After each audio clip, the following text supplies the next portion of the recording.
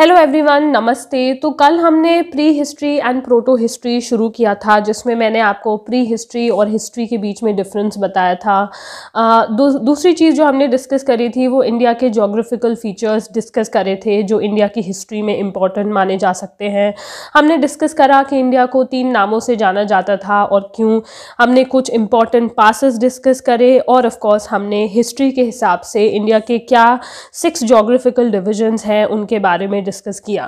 आज हम लोग स्टोन एज शुरू करने वाले हैं। शुरू करने से पहले मैं रिक्वेस्ट करूंगी कि आप चैनल को सब्सक्राइब करो। अगर सब्सक्राइबर्स ऑलरेडी बहुत ज़्यादा होते तो मुझे कहने की ज़रूरत नहीं पड़ती, पर अभी फ़िलहाल ज़रूरत है तो कह रही हूँ।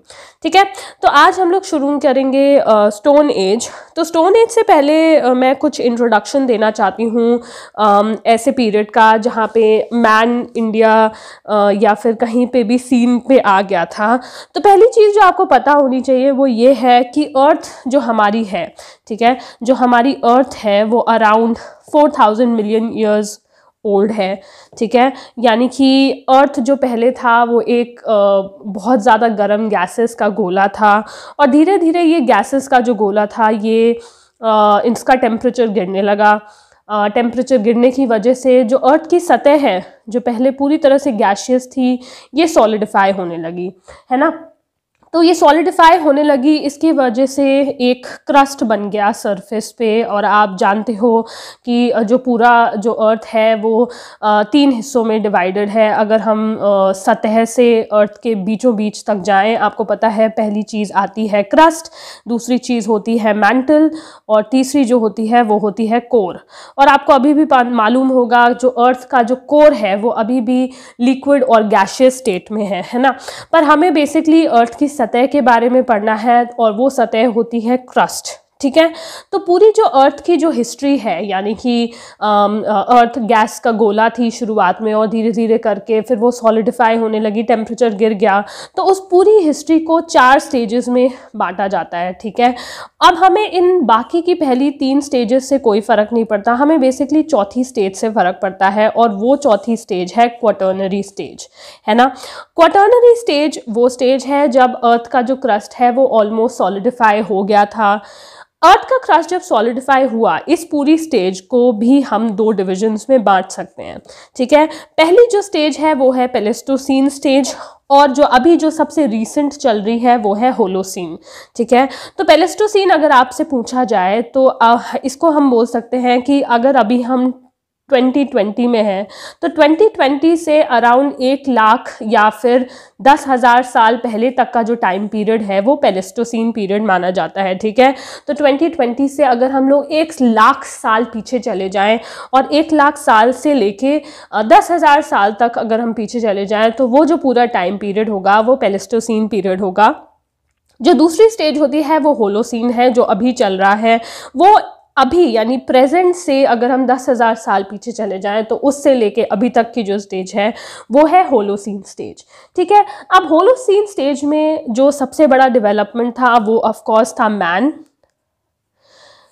एप्स से जो मैन बने वो बेसिकली इस स्टेज पे हुआ है। तो हमें मालूम होना चाहिए कि जो मैन का जो डेवलपमेंट है, मैन एज ए क्रिएचर, वो सबसे पहले अर्ली प्लेस्टोसीन में देखने को मिला था और धीरे धीरे करके इसका जो डेवलपमेंट है वो होलोसीन स्टेज पे हुआ।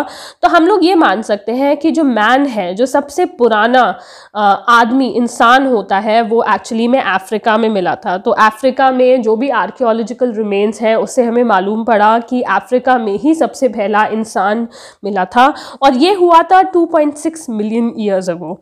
ठीक है, अगर हम इंडिया की बात करें तो इंडिया में एक जगह है बोरी, जहाँ पे इंडिया के सबसे पुराने इंसान के अंश पाए जाते हैं और बोरी है महाराष्ट्र में। और यहाँ पे इन अंश से हमें पता चला कि ये कुछ 1.4 मिलियन ईयर्स पुराने हैं। ठीक है, तो अफ्रीका में ऑफ कोर्स इंसान का जो इंट्रोडक्शन था वो पहले हो गया था, वो 2.6 मिलियन ईयर्स पहले हो गया था और इंडिया में यहाँ पे मिले 1.4 मिलियन ईयर्स पहले, और वो भी मिले बोरी महाराष्ट्र में। ये क्वेश्चन पूछा जाता है तो ये आपको मालूम होना चाहिए।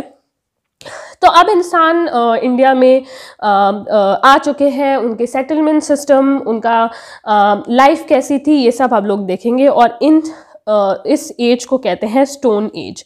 स्टोन एज इसलिए बोला जाता है क्योंकि बेसिकली जो भी इम्प्लीमेंट्स थे या जो भी साधन लोग यूज़ करते थे वो स्टोन से बनते थे, क्योंकि स्टोन सबसे ज़्यादा इम्पॉर्टेंट नेचुरली अवेलेबल रिसोर्स है, तो उसी को इस्तेमाल करते थे इंसान। तो इसीलिए ये जो एज शुरू हुई वो थी स्टोन एज। और स्टोन एज को भी हम 3 कैटेगरीज में बांटते हैं। सबसे पुरानी जो स्टोन एज है वो है पैलियोलिथिक। लिथिक का मतलब स्टोन है और पैलियो आप समझते हैं। मीजोलिथिक आती है सेकंड नंबर पे। लिथिक अगेन स्टोन एज है और मीजो मतलब बीच की। और तीसरी है Neolithic. Lithic again stone age है और नियो है जो नए टाइम की जो स्टोन एज है वो। तो तीनों ही स्टेजेस में बेसिकली जो स्टोन इम्प्लीमेंट्स है वो कितने ज़्यादा एडवांस थे, डेवलप्ड थे, बस इन्हीं चीज़ों का डिफरेंस है तीनों स्टेजेस में। और last of course Chalcolithic stage है। चैल्कोलिथिक हम तब पढ़ेंगे जब हम इंडस वैली सिविलाइजेशन पढ़ेंगे, क्योंकि Indus valley civilisation chalcolithic age को ही बिलोंग करती है। ठीक है, तो अब मैं आपको ले चलती हूँ सीधे इन तीनों स्टेजेस के बारे में। हाँ, तो अभी तक हम लोग बात कर रहे थे कि मैन का एवोल्यूशन कैसे हुआ। तो मैंने बताया कि जो सबसे पुराना इंसान था वो हमें 2.6 मिलियन ईयर्स अगो मिला, है ना। तो इसी टाइम से हमने एक्चुअली ये पैलियोलिथिक एज मानी है कि शुरू होती है, क्योंकि ये जो इंसान का जो रूप है यानी होमो सेपियंस, आपको ये पता होगा कि इंसान ने भी बहुत अलग अलग स्टेजेस से इवॉल्व किया। इंसान सबसे पहले ऐसा नहीं था, वो एक एप की तरह था। धीरे धीरे उसने अपने हाथों को चलने में इस्तेमाल करना बंद किया, पैरों पे चलना शुरू किया सिर्फ। तो एक 4 लेगेड क्रिएचर से 2 लेगेड क्रिएचर बना। तो ये जो पूरा एवोल्यूशन था, इसके बाद जो होमो सेपियंस फाइनली जो हमें देखने को मिला वो 2.6 मिलियन ईयर्स अगो मिला, और वो भी हमें अफ्रीका में मिला। तो यही वो टाइम पीरियड है जब से हम पैलियोलिथिक एज की शुरुआत मानते हैं। तो पैलियोलिथिक एज की शुरुआत एक्चुअली में प्लेस्टोसीन एज में हुआ था, और ये वो टाइम था जब पूरे अर्थ पे आइस एज चल रहा था। आइस एज वो टाइम है जब अर्थ का टेम्परेचर बहुत ज़्यादा कम हो गया था और पूरी तरफ हर जगह बर्फ़ ही बर्फ़ थी। तो ये वो टाइम पीरियड है जब इंसान का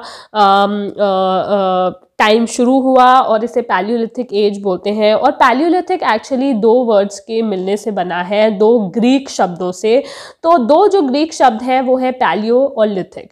पैलियो बेसिकली मतलब होता है ओल्ड, और लिथिक मैं बता चुकी हूँ स्टोन। तो हम स्टोन एज के बारे में पढ़ रहे हैं। तो बेसिकली ये जो स्टोन एज है, यहाँ पे स्टोन से जो इंसान होते थे वो कुछ तरीके के टूल्स बनाते थे। टूल्स आप समझते हो, हमें रोज़ की ज़िंदगी में कुछ ना कुछ टूल्स चाहिए होते हैं जो हमारी लाइफ को इजी बनाने में हेल्प करता है। तो वो टूल्स क्या थे? बेसिकली इस टाइम के जो इंसान थे उन्होंने जो स्टोन्स थे उनसे बनाए हैंड एक्सेस, क्लीवर्स, चॉपर्स। तो ये जो सारी चीज़ें हैं ये बहुत ज़्यादा कॉमन चीज़ें हैं, और इसको इंसान ने इस टाइम पे बनाया था। अब इन टूल्स को बनाने का रीज़न क्या था? इसका कोई रीज़न था या ऐसे ही बना दिया? ऑफ कोर्स हर चीज़ के पीछे एक रीज़न होता है। तो यहाँ पे रीज़न बेसिकली था हंटिंग, क्योंकि इस टाइम के इंसान को फार्मिंग नहीं आती थी। जैसा कि मैंने यहाँ लिख रखा है, देयर वाज नो कल्टीवेशन, कोई भी फार्मिंग एग्रीकल्चर इंसान को नहीं आती थी। तो ये लोग बेसिकली डिपेंडेंट थे हंटिंग पे अपने सर्वाइवल के लिए। इस टाइम पे कोई हाउस बिल्डिंग भी नहीं था। तो ये मैं आपको सारी कैरेक्टरिस्टिक बता रही हूँ कि पैलियोलिथिक की कैरेक्टरिस्टिक क्या क्या थी। पहली जो कैरेक्टरिस्टिक है वो तो ये है कि ये जो शब्द है वो 2 ग्रीक शब्दों के मिलन से बना है। दूसरी चीज़, ये वो टाइम पीरियड है जब इंसान सबसे पहले होम्योसेपियंस के रूप में आया और उसने टूल्स बनाने शुरू किए। जो टूल्स थे वो उसने हैंड एक्सेस, क्लीवर्स, चॉपर्स बनाए। बेसिकली वो पूरी तरह से हंटिंग पे डिपेंडेंट था, जानवरों को मार के वो अपना पेट भरता था। यहाँ पे कोई फार्मिंग नहीं होती थी, सिर्फ कोई हाउस बिल्डिंग नहीं होती थी। ये जो पूरा टाइम पीरियड है ये प्लेस्टोसीन के आइस एज के टाइम से लेके 9000 BCE तक चला। BCE आप जानते होंगे, BCE मतलब है बिफोर कॉमन एरा। पहले हम इसी को BC लिखते थे, अब ये हो गया है बिफोर कॉमन एरा।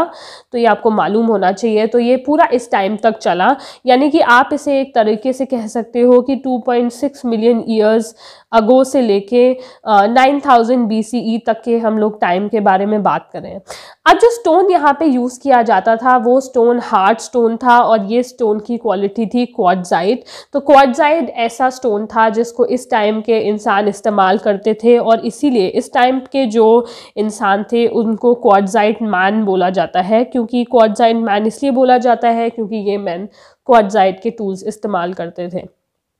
अब इंडिया में इन लोगों की जो ट्रेसेस है वो कहाँ से मिले, तो बेसिकली इस इंसान के जो ट्रेस है वो हमें छोटा नागपुर प्लेटो से मिले हैं। अगर मैं पूरा भारत ड्रॉ करूँ, मतलब इंडियन लैंड मास, ये मान लो कि ये इंडस नदी है, यहाँ से होते हुए गंगा बह रही है, ये पूरा गंगा है कि उसकी ट्रिब्यूटरीज हैं। तो ये जो पूरा यहाँ का जो एरिया है इसे हम छोटा नागपुर प्लेटो बोलते हैं। तो जो इस टाइम का इंसान है वो छोटा नागपुर प्लेटो में इसके अंश मिले हैं। यहाँ पे आंध्र प्रदेश है, यहाँ पे कहीं पे कुर्नूल है, यहाँ पे कुर्नूल में मिले हैं। दूसरी चीज़ है बेलन वैली। तो जो बेलन वैली है वहाँ पे भी, बेलन वैली एक्चुअली आज के उत्तर प्रदेश में यहाँ कहीं पे बेलन वैली है, यहाँ से मिले हैं। दूसरा जो इसके अंश है वो हमें सोआन वैली, यहाँ पे पंजाब है कहीं, सोआन वैली से मिले हैं। दीदवाना जो कि राजस्थान में है वहाँ से मिले हैं। एंड सबसे जो इम्पोर्टेंट है वो भीमबेटका है, क्योंकि भीमबेटका में हमें जो पेंटिंग्स हैं केव पेंटिंग्स वो मिली हैं। तो ये भी जो भीमबेटका है बहुत पॉपुलर है क्योंकि पैलियोलिथिक एज का जो इंसान था वो इसके अंश यहाँ पे मिले हैं।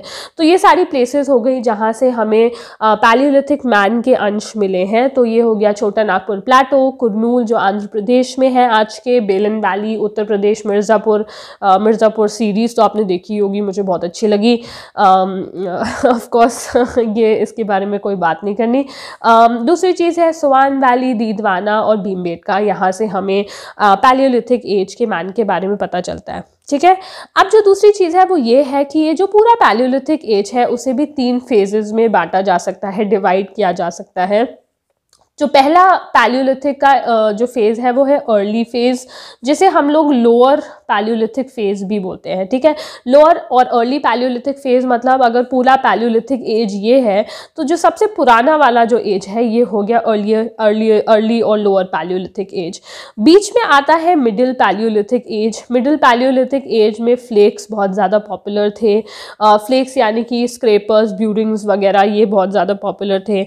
और जो रिसेंट जो सबसे नया वाला जो पैलियोलिथिक एज था उसे हम अपर पैलियोलिथिक एज बोलते हैं।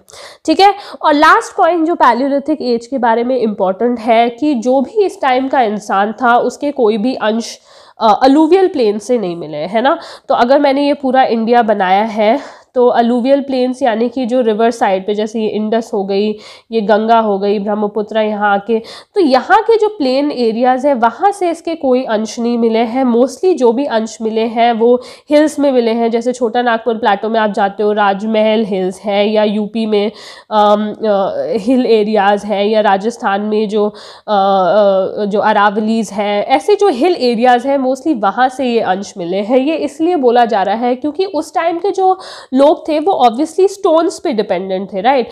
और जो स्टोन्स हैं वो सबसे ज़्यादा हिल एरियाज़ में मिलते हैं, तो इसीलिए वो लोग जिनको स्टोन्स की ज़रूरत थी कोई भी टूल्स बनाने के लिए, हैंड एक्सेस बनाने के लिए, तो वो ऑब्वियसली उन जगहों पे जाके रहेंगे जहाँ पे स्टोन्स ईजिली अवेलेबल हैं।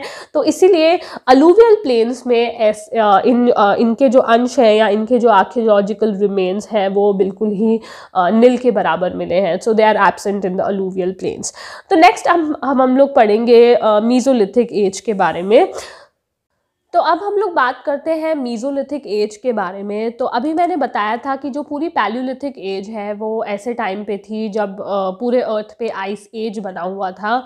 जैसे जैसे आइस एज ख़त्म होने लगा, यानी कि जो टेम्परेचर था वो इंक्रीज़ होने लगा। टेम्परेचर इंक्रीज़ होने की वजह से जो आइस थी वो मेल्ट होने लगी और पानी बढ़ गया रिवर्स में, और टेम्परेचर बढ़ने की वजह से प्लांटेशन काफ़ी बढ़ गया। आपको मालूम होगा कि एवरेज टेम्परेचर जो चाहिए होता है प्लांट्स के कल्टीवेशन के लिए वो अराउंड 20 to 30 डिग्रीज़ होता है। उस पर सबसे ज़्यादा पेड़ पौधे उगते हैं।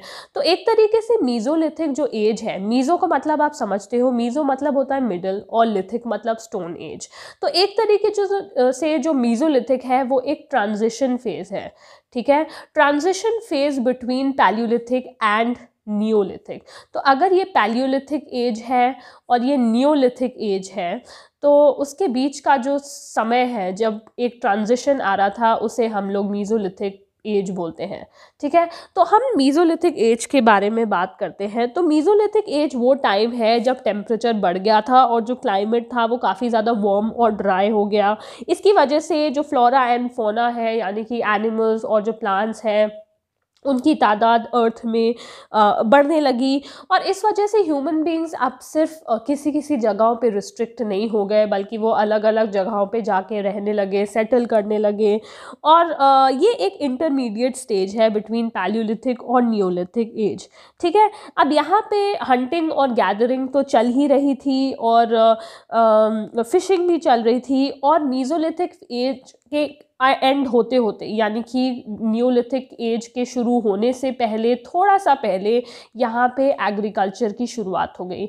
अभी मैंने आपको बताया था, जब हम लोग पैलियोलिथिक एज पढ़े थे, मैंने बोला था कि पैलियोलिथिक एज में कोई कल्टिवेशन नहीं था, कोई फार्मिंग नहीं था, सिर्फ हंटिंग गैदरिंग थी। बट मीज़ोलिथिक एज के एंड होते होते शुरुआत हो गई थी एग्रीकल्चर की, लोग कल्टिवेट करने लगे, फार्म करने लगे। तो ये एक ट्रांजिशन पीरियड था। कल्टिवेशन के अलावा जो दूसरा चेंज आया वो था डोमेस्टिकेशन ऑफ एनिमल्स। डोमेस्टिकेशन आप समझते हो, यानी कि पालतू जानवर रखना। तो ये जो प्रैक्टिस थी वो भी मीज़ोलिथिक एज के एंड होते होते शुरू हो गई। ऑब्वियसली वो सबसे ज़्यादा देखने को मिली नियोलिथिक एज में। तो नियोलिथिक एज के बारे में तो हम देखेंगे। जो नेक्स्ट इम्पॉर्टेंट फीचर है मीज़ोलिथिक एज का, वो है माइक्रोलिथ। और ये क्वेश्चन बहुत पूछा जाता है कि माइक्रोलिथ कौन सी एज को बिलोंग करते हैं। तो माइक्रोलिथ बेसिकली मीज़ोलिथिक एज को बिलोंग करते हैं। माइक्रो आप समझते हो, कोई भी चीज़ जो बहुत ज़्यादा छोटी है। ठीक है, मैथ्स में देखें तो उसको 10⁻⁻⁶ मतलब -6 बोला जाता है। तो माइक्रो हो गया बहुत छोटा, और लिथ आप समझते हो छोटे स्टोन्स। पैलियोलिथिक में जो भी स्टोन्स इस्तेमाल होते थे वो काफ़ी बड़े होते थे, उनको ज़्यादा तराशा नहीं जाता था, क्योंकि उस टाइम इंसान को इतनी समझ नहीं थी कि वो स्टोन्स को किस तरह से अच्छे से छील के उसे और पैना बना के उसे और ज़्यादा नुकीला बना के इस्तेमाल करे। ये समझ उन्हें धीरे धीरे मीज़ोलिथिक एज में आने लगी, और इस वजह से उन्होंने एक नए तरीके के स्टोन टूल्स इस्तेमाल करे, जिसे हम बोलते हैं माइक्रोलिथ। अब ये माइक्रोलिथ्स हमें कहाँ कहाँ पे देखने को मिलते हैं, यानी कि मीज़ोलिथिक जो साइट्स हैं वो सबसे ज़्यादा फेमस कौन सी हैं। पहली जो सबसे ज़्यादा फेमस साइट है वो है लांगनाच, और ये आज के गुजरात में है। ये क्वेश्चंस बहुत पूछे जाते हैं कि जो लांगनाच साइट है वो कौन से एज को बिलोंग करती है। तो मीज़ोलिथिक हो गया। आदमगढ़ आप जानते हो MP, और बागौर ये भी आपको मालूम होगा, बागौर इज़ राजस्थान, है ना। तो ये तीनों सबसे इम्पॉर्टेंट साइट्स हैं जो मीज़ोलिथिक एज को बिलोंग करती हैं। ऑफ कोर्स बहुत सारी साइट्स हैं इंडिया में, जैसे कि बागौर के अलावा तिलवाड़ा है, तिलवाड़ा भी राजस्थान में है, और ये भी मीज़ोलिथिक एज को बिलोंग करता है। यहाँ पे हमें डोमेस्टिकेशन ऑफ एनिमल्स के ट्रेसेस मिले हैं, कल्टिवेशन के ट्रेसेस मिले हैं, और जो सबसे इम्पॉर्टेंट बात है वो ये है कि इस टाइम पे हमें पेंटिंग भी देखने को मिली। तो पैलियोलिथिक एज में हमने देखा था कि पेंटिंग या लिखने जैसी ऐसी कोई भी आर्ट डेवलप्ड नहीं थी, पर यहाँ पे हमें पेंटिंग करने मतलब जो ट्रेसेस हैं, स्पेशली जैसे हमने देखा कि भीमबेटका केव्स, जो कि केव पेंटिंग्स के लिए सबसे ज़्यादा फेमस है, जो कि आज के MP में है, भोपाल से कुछ किलोमीटर साउथ पे है। तो ये भीमबेटका से हमें ये पेंटिंग्स देखने को मिली, ये मीज़ोलिथिक एज को बिलोंग करते हैं। और अगर हम पेंटिंग्स की बात करें तो जो दूसरी सबसे इम्पॉर्टेंट साइट है जहाँ से पेंटिंग्स मिली है वो है सिंगनपुर। ठीक है, सिंगनपुर एक्चुअली MP में ही है, तो यहाँ पे भी पेंटिंग्स देखने को मिली है। ठीक है, तो मीज़ोलिथिक एज के बाद अब हम देखेंगे नियोलिथिक एज को, और नियोलिथिक एज में क्या क्या डेवलपमेंट्स हुए हम वो देखते हैं। अब नेक्स्ट हम लोग बात कर रहे हैं नियोलिथिक एज के बारे में। तो नियो भी 2 वर्ड से बना है, नियो मतलब न्यू और लिथिक मतलब स्टोन एज। तो नियोलिथिक मतलब न्यू स्टोन एज। अब नियोलिथिक को न्यू स्टोन एज इसलिए बोलते हैं, न्यू इसलिए बोलते हैं कि जो सबसे बड़ा एडवांसमेंट इस टाइम पे हुआ वो था कल्टिवेशन का, यानी कि यहाँ पे पूरी तरह से इंसान फार्मिंग प्रैक्टिस सीख चुका था और फार्मिंग कर रहा था और अपने फूड डेवलपमेंट के ऊपर उसका पूरा का पूरा नियंत्रण था, पूरा कंट्रोल था। तो इसी वजह से इसे न्यू स्टोन एज कहते हैं। दूसरा फीचर जो इस एज के बारे में है वो ये है कि इस टाइम पे शार्पर एंड फाइनर टूल्स बनने लगे, यानी कि हमने देखा ही था मीजोलिथिक एज में भी कि मीजोलिथिक एज के एंड होते होते यहाँ पे माइक्रोलिथ्स यानी कि छोटे छोटे स्टोन टूल्स बनने लगे। फिर न्यूलिथिक में आते आते इंसान को और समझ में आ गई कि किस तरीके से टूल्स को शार्प बनाया जाए और ज़्यादा महीन बनाया जाए, और इसका एग्जाम्पल है ब्लेड्स, फ्लिंट एक्सेट्रा। ये सारी जो चीज़ें यहाँ पे बनी वो इसी का एग्जाम्पल है कि न्यू स्टोन एज में स्टोन टूल्स बनाने में कितना ज़्यादा एडवांसमेंट हो गया था। ठीक है, उसके बाद यहाँ पे जो दूसरी डेवलपमेंट्स हुए वो ये थे कि यहाँ पे स्पिनिंग व्हील बन गया था, यानी कि स्पिनिंग व्हील की डिस्कवरी हो गई थी, जो कि एक बहुत बड़ा रेवोल्यूशन माना जाता है। और wheel of course Chalcolithic as में भी काम आएगी और आज तक आ रही है। दूसरी चीज़ ये कि पॉटरी का इस्तेमाल हो गया था। तो आपको मालूम होना चाहिए कि पॉट्स इंसान ने बनाने शुरू क्यों किए, क्योंकि न्यूलिथिक एज में कल्टीवेशन आ गया था, इंसान फार्मिंग कर रहा था। तो जो सरप्लस क्रॉप होता था, यानी कि खुद के खाने के बाद जो बाकी का बचता था, वो स्टोर करने के लिए आपको कोई बर्तन चाहिए, कोई कंटेनर चाहिए, ऐसे थोड़ी खुले में छोड़ दोगे। तो आप उन क्रॉप्स को स्टोर करने के लिए कुछ तो बनाओगे। तो इसी वजह से इंसान ने पॉटरी शुरू करी। ये पॉट्स बनाए जाते थे ताकि उसमें जो भी बचा हुआ जो क्रॉप है, जो कंज्यूम नहीं हो पाया, उसको वहाँ पे सेव कर सकें, इसलिए यहाँ पे पॉटरी का इजाद हुआ। दूसरी जो चीज़ है वो है कॉटन वीविंग शुरू हो गई, यानी कि ऑफ कोर्स कल्टीवेशन हो रहा था, तो कॉटन जो प्लांट था उससे कॉटन के थ्रेड्स निकाल के उनको वीव करके एक क्लोथ तरीके का बनाना शुरू हो गया था इस टाइम पे। तो ये नेक्स्ट कैरेक्टरिस्टिक है न्यूलिथिक एज के बारे में।